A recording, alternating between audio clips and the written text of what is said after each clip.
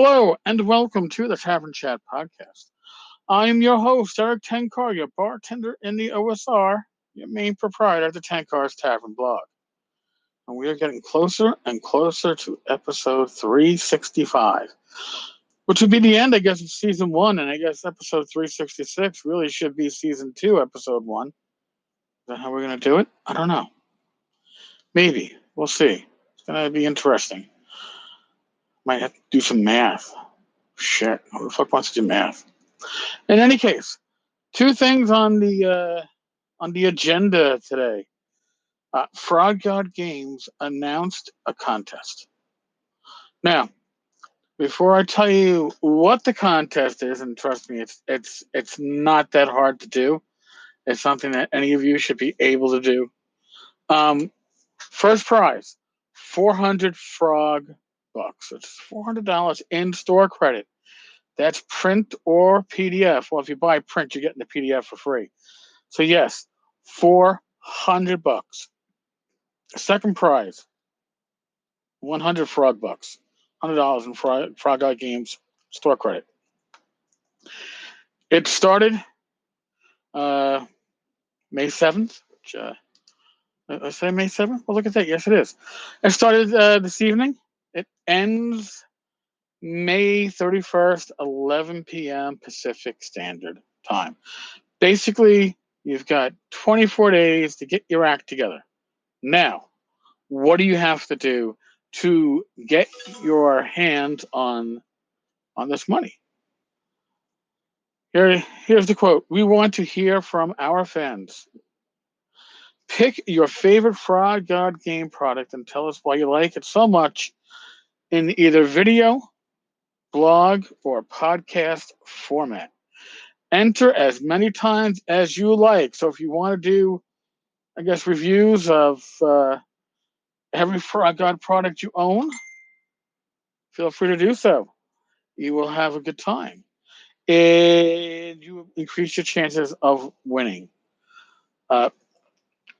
Now, they want you to enter using their Facebook comment on the main Frog God feed. There is a bit.ly for that.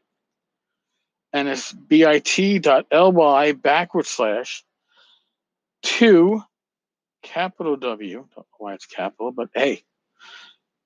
And everything else is small. S2AU9. But don't worry, I am going to link to my blog post that reiterates all this, so you all can find it at your leisure. I will link to the blog post in the show notes, or just go to Frog Games.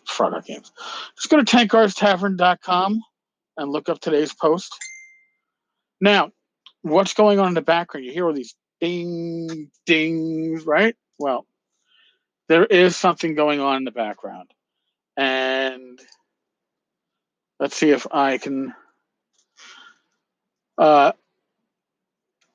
tell you what it is. It's Gail Guy, guys. Now, if you haven't been following Gail recently, and I certainly have not been sharing everything that Gail has been putting up on Facebook, because to do so would lead to, I don't know, death by insanity, because it's getting really fucking insane.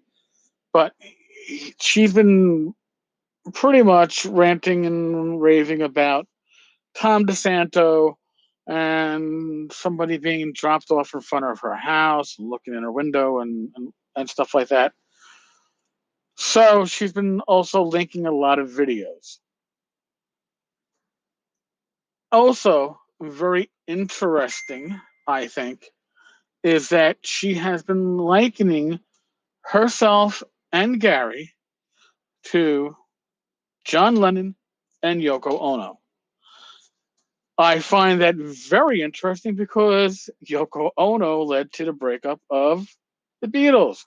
So is she saying that she led to the end of the TSR as we knew it, that she led to Gary's departure? I don't know. But she certainly thinks that her and Gary are some sort of, I don't know, keepers of the Lennon Yoko Ono heritage. Gary and I shared a wonderful relationship. We both had our wild sides, and well, it worked for us, like John and Ono. Amy, because she's linking to Amy Winehouse, in one of her YouTube videos, addresses the cool side of Gary. He was so much fun to be with, and I think my inner thoughts were attractive to him as well. All at the same time respecting his responsibilities to fans and our inner faith. Interesting enough. But that is not what I am here to talk about. I'm just pointing out that Sheila has a song for everything. Well, she has a song, her next song, or the one linked here, uh, from Simon and Garfunkel, "The Sound of Silence." Now, what? Who do you think she would be dedicating that to? Dedicated to Tom DeSanto, all right, and Alex Gygax. Please listen to the words, Gail Gygax.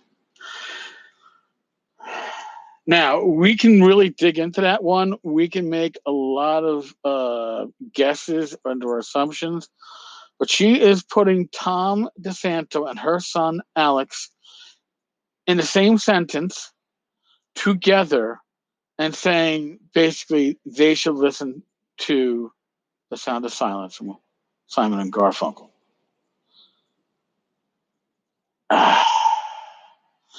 I am going to throw something out here. I am literally talking out of my ass. As you can hear on my phone going off in the background, it's about this same thing. But if I was a betting man, and I think you could at least get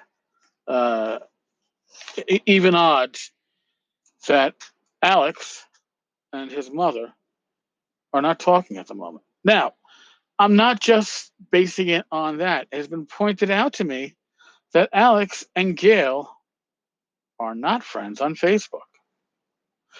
Gail is friends with everybody on Facebook except for assholes like me.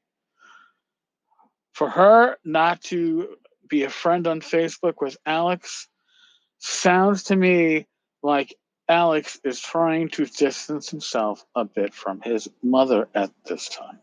Now, it could be, maybe this is a shell game. Maybe she's trying to protect Alex. Maybe she's so deep in this conspiracy world that there's circles and circles and gears within gears spinning on this one.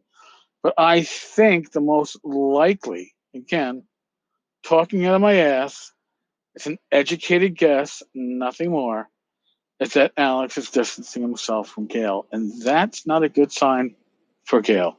Because Alex is probably the one person who could ground his mother in some kind of a sense of reality. I mean, I was very hopeful when Alex was added to the board of directors at the Gygax Memorial Fund that he would be a positive influence. We would see things moving along. And instead, we hear nothing about the fund still. And it's a shame. And then we're hearing nothing because Gail still controls it all. I mean, there might be 4 people on that board. Gail, her sister, Gail's sister's husband, so Gail's brother-in-law, and now Alex, but it's all Gail. And I find it very interesting that Alex and his mother are not friends on Facebook, and I find it very interesting that she's putting Alex in the same sentence as Tom DeSanto, the man who is, remember, trying to steal her legacy, trying to take away her house over the deal she signed with him. So, yeah, it's a news day, kind of, sort of. On the home front, the renovations at Casa de Tenkar, we're still moving along. One room is almost complete painting-wise, to some touch-ups. The other room still needs to have the trim, get a second coat, and then flooring goes in. Nothing happens tomorrow, Thursday. My contractor needs the day for personal reasons, but tomorrow's Wednesday. Wednesday, nothing happens. Thursday, it continues. I am quasi hopeful that it'll be done this weekend, and my life will return to something resembling normality. But we shall see. It's exciting. It's going to be a lot of fun to have this stuff done at the house. So, on that note, as always, be safe, be well. God bless. Roll those dice. And I will talk with you all tomorrow. Later, folks.